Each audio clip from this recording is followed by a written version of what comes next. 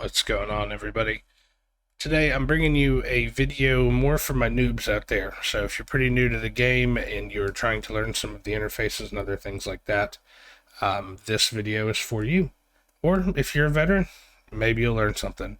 So in all seriousness, this game does have a little bit of a learning curve when you're getting into it. There's a lot of different features and things that are in the game.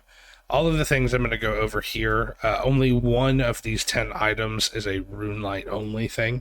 So I just wanted to make it more fair for people who are using the main client as well. So let's get into it.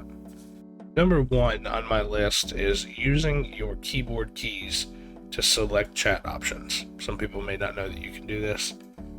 It's not that big, but I think that it's really interesting. So if you go to like a banker, for instance, or any NPC when you're doing a quest, and you get a chat dialog that looks like this. This one has 5 options. If I hit number 4, it'll take me to I'd like to buy more bank slots, and then you do that. So you can use your keyboard in order to do those. Just makes things easier and cleaner. Also, if you're questing and you didn't know this, there's a lot of dialogue. If you're like me and you're going to skip through it, just hold down the spacebar and it'll keep running through everything, and the spacebar will not auto-select an option. Also, quick disclaimer, sorry if my voice sounds weird. I'm just getting over the flu. I'm feeling better, but I'm still pretty stuffy, so just bear with me in this one in the voice. The next topic I'm going to take you through is the use of the F keys. So if you watch some videos, you hear people talk about using F keys instead of, maybe clicking through the different options. So personally, I have mine programmed right now where F1 is my inventory, F2 is my equipment, F3 is my prayer, and F4 is the mage book. And then F5 is my category here for combat. I personally use the orb up here a lot. Maybe I'm bad for it, I don't know.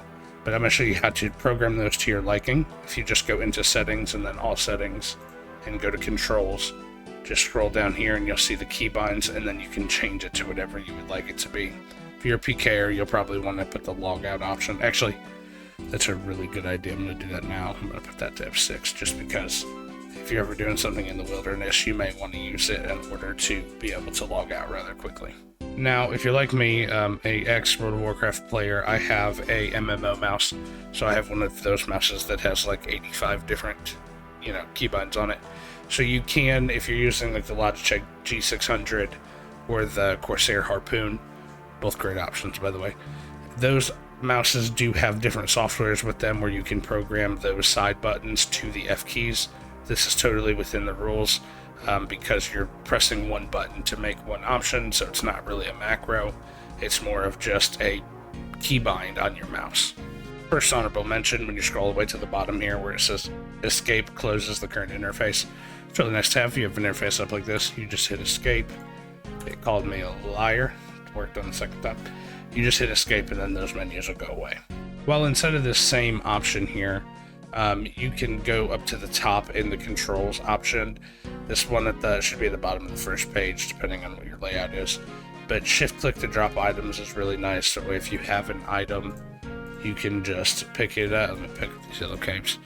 Where it says use, you shift click and then drop it, and it'll drop it for you. This is good if you're power leveling, like, teak logs, iron ore, whatever you're doing. Just makes it easier to clip. The mobile app is actually very useful for power leveling anything at all. And I have a video, I'll link that here, of certain things you can do on mobile that actually are pretty easy and efficient to do. You know what? We're going to go ahead and put this yellow cape on. And then we're going to put on our Viking outfit here. Look at that. Just gaming. Now would be a good time to pause for just a second. I've been making videos for about the last year. I had taken a little bit of a break, but now being back, I've been pretty active in the last few weeks. And I've had some videos doing decently, and I've had a lot of subscribers, so I want to thank you all that have subscribed and continue to come back to the channel. And also, hit the subscribe button if you're not subscribed now. That little bell notification notify you too, but I really do appreciate the support. Another good one in the settings is to open up the settings and then click the gear option here, and then PK skull prevention. If you're in the wilderness and you're not looking to PK, turn this on. It'll just prevent you, or help prevent you, from getting skull tricked. You can also turn your player attack options to always right click. That way you don't accidentally click on somebody, but this skull prevention will do you just fine. Huge recommendation, because PKers like to be tricky, so if that's just not what you're into, make sure you protect yourself. Okay, the next one I have for you is filters on your magic abilities. So we'll turn all the filters off, so it just kind of shows you everything that's on here. I'm on Lunar, so let me grab my astrals. Okay, much better. So as you'll see, you'll have all of these. Now, what I would recommend is, if you're doing something that you're only going to need a certain spell for, maybe if you're doing something that's teleporting the same place over and over again, get the exact runes that you need for it, and then turn your filters on. So, for instance, teleport, just uncheck everything that's not teleport, and then you'll see all your teleports here. What's cool about this too is if you don't have the needed runes, it won't show. So if I drop all of my law runes and then pick it up, now I only have the free spell.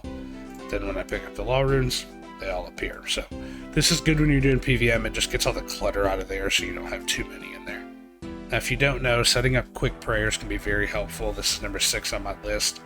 If you just right-click your orb option here and do set up quick prayers, you can select whatever ones you want to do. So if you're doing a certain boss, you can just set them to that. So if you were doing something like Vorkath, Protect from Mage, and then Rigor, I think that's what you need for Vorkath. It's been like a year since I've been there, so don't judge me. But you do that, and then when you click it, it activates, goes off.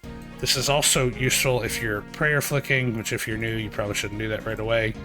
But you can prayer flick to preserve prayer points. So if you're fighting something with melee, you can turn it on and turn it off very quickly, just to prevent the attack, but again, save those prayer points for you. Now, don't judge my bank. It's very unorganized. I'm working on it, I promise. But this is something to show you if you're in your supply tab with your potions. If you're like me, I'll take out a 4-dose, drink 2 of them, deposit all, then I grab more 4 doses. So what you can do here is you can take out all of your potions that are not 4 doses. So let me do that. Okay, so once you've done that, you can go to the southwest section of the Grand Exchange, and then you'll see old Mr. Bob Barter here. And then if you use the decant option on him, and then if you were doing something maybe with staminas, I could really think of doing this, where you just wanted 1 dose, you could turn them all into 1 dose, but you're probably not going to do that. If you click the 4 dose to max them all out, it'll put as many 4 doses together as you possibly can, and then it'll use the remaining. So this is something good to do when you feel like you're running low on supplies. Make sure you're actually low, pull all of those out, see how many you can make, because I just made 20 prayer potions out of what I had of 2, 1, and 3 doses. Pro tip for those that don't know, do this noted. You can do noted decanting. You do not have to pull them out a potion at a time. Definitely do it noted. There's also a second NPC that can do this for you in Narda in the desert. So you can talk to him, and then he will also be able to do it for you. Okay, the next one is utilize the wiki. If you don't know something in the game, let's get to a better spot so we can see our killer outfit here. If you don't know something in the game, go to the wiki, look it up. You can just literally Google whatever you're looking for. Pro tip, add OSRS at the end of it. That's kind of become a meme, but normally it'll pull the wiki link up first. Look in there and then kind of see. So if you're an Iron Man, you need to know how to craft an item or what you need to craft an item. Look it up on the wiki, and then you can see all of those things. Just makes life a lot easier. These guides don't, like the Herbalo one's good. It tells you everything that you need.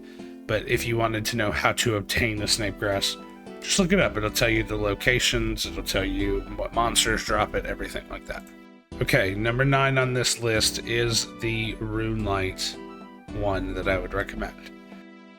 Okay, so this is on the wiki, but somebody's made it into a plugin.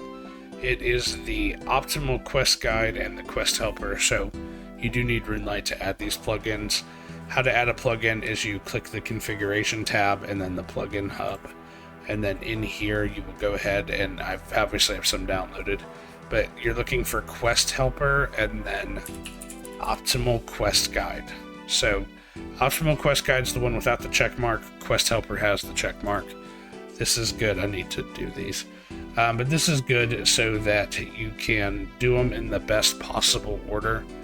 So go through and you can find what quest you need, and then so we'll do His Faithful Servants. And then in the Quest Helper, you can, mine are short, so you can just click it, because I've done all I had at Quest Cape at one time.